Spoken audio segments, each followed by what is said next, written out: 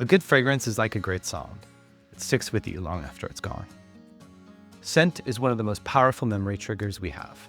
It can transport us to a specific place, a moment, or even a person in an instant. But what makes a fragrance truly special?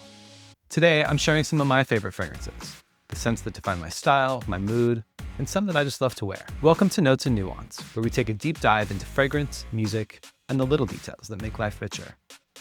Over the next several episodes, I'll continue to share some of my favorites, test out some of your suggestions, new releases, and some other surprises. First up, two of my favorite fragrances from one of my favorite houses, Louis Vuitton. Known mostly for their designer handbags and luggage, Louis Vuitton made its first fragrances in the 1920s. But after a fire in the 1950s destroyed all the formulas, it became impossible to recreate them. Most of their incredibly popular current fragrances are unique and as luxurious as their other designer products, all of which are available to sample in their stores. I'll be doing a deeper dive on more of their fragrances in a future episode, but today I want to share two of my favorites. Afternoon Swim is the ultimate citrus blonde. It's like stepping into the ocean on a hot summer day. The juicy, bright Sicilian orange is front and center, but the ginger adds a sharpness that keeps it from being just another citrus scent. Now, I will say that this is my go-to for days when I want something fresh, vibrant, and full of energy. With top notes of Sicilian orange, bergamot, and mandarin, heart notes of ginger, and base notes of ambergris. I love this. Literally, probably my favorite scent. If Afternoon Swim is all about energy, Imagination is its sophisticated counterpart. The citrus opening is familiar, but the addition of the black tea and ambroxan give it a depth that make it feel luxurious and modern. It's fresh yet warm, making it incredibly versatile. It smells like the cleanest, most luxurious soap with a dash of tea and citrus. And candidly, this one had to grow on me a bit. Initially, I didn't get all the hype, but if you let it sit on your skin for a couple hours, you will wonder how you ever lived without it as part of your collection. Imagination contains top notes of citron, Calabrian bergamot, Sicilian orange, heart notes of Tunisian neroli, ginger, and cinnamon, and base notes of Chinese black tea, ambroxan, gaiac wood, and olivine. Now, one of the things I love about their fragrances is that you can actually take your empty bottle to select retail locations and they will refill it at a discounted price. This is my second bottle of Imagination, and as you can see, I am ready for my third. Up next is another fragrance house that I'm obsessed with. Not just their fragrances, but their aesthetic. The bottles are beautiful and the scents are stunning. Byredo is a luxury fragrance house founded in 2006 by Ben Gorham, a former professional basketball player turned perfumer. The brand is known for its minimal aesthetic, high-quality ingredients, and unique, story-driven scents that often blend unexpected notes. The two of my favorites are Bal d'Afrique and Sundazed. Bal d'Afrique is a warm, romantic, and just a little mysterious. The marigold and bergamot create a bright opening, but it's the vetiver and cedarwood that give it its depth. It's the kind of fragrance that lingers in a room even after you've left, and people definitely want to know what you're wearing. With top notes of Amalfi lemon, marigold, blackcurrant, bergamot, and African orange flower. Middle notes of violet, cyclamen, and jasmine, and base notes of vetiver, musk, amber, and Virginia cedar. This one has been all over TikTok and other social media and is a bit trendy.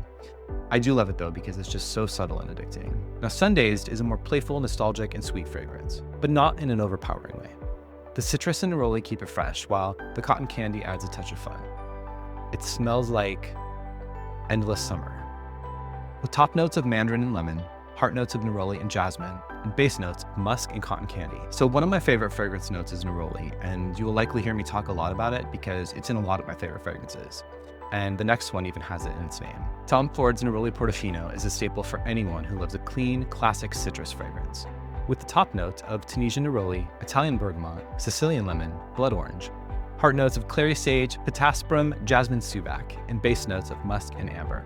This is one of my all-time favorite fragrances.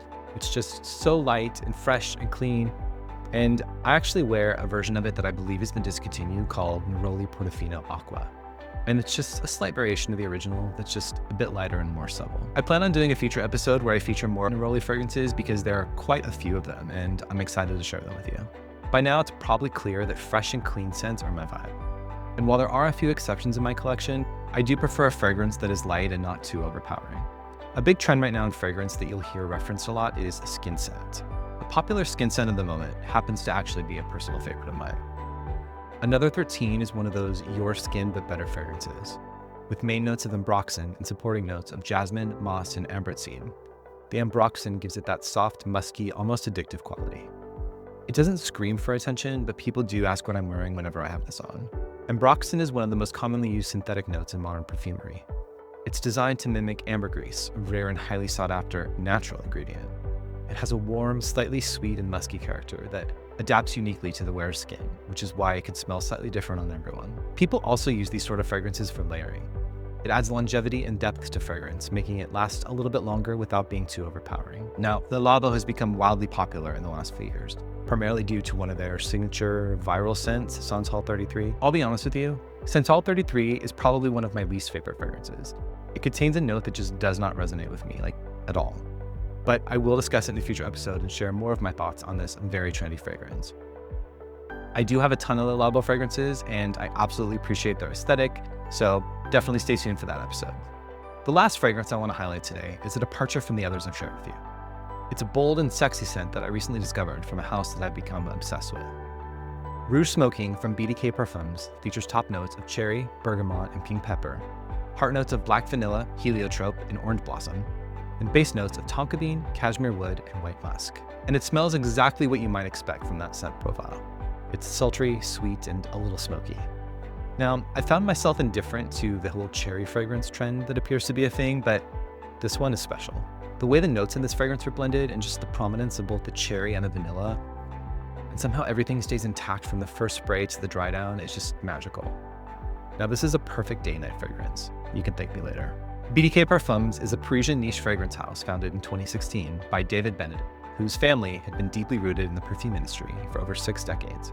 You might be familiar with the most popular fragrance in their line, Gris Charnel, which I will touch upon in a future episode where I explore a deeper dive of the BDK scents. So that's a little sample of my taste in fragrance. If any of these are on your wish list, or if they're part of your rotation, let me know in the comments. Or if you completely disagree with my choices, I'd love to hear about some of your favorites. Maybe I'll even feature one in a future episode. These first few episodes are all about setting the tone, giving you a sense of my taste and where I'm coming from. So if you're into music deep dives, fragrance hot takes, and unfiltered discussions on the art of pop culture, you're gonna love it here. You can find me on all the social platforms at Notes and Nuance. Now, whatever you splash on today, I hope you choose something that makes you feel bliss, and that you go out there and find joy in the nuance. Thanks for watching. I'll see you next time. Cheers.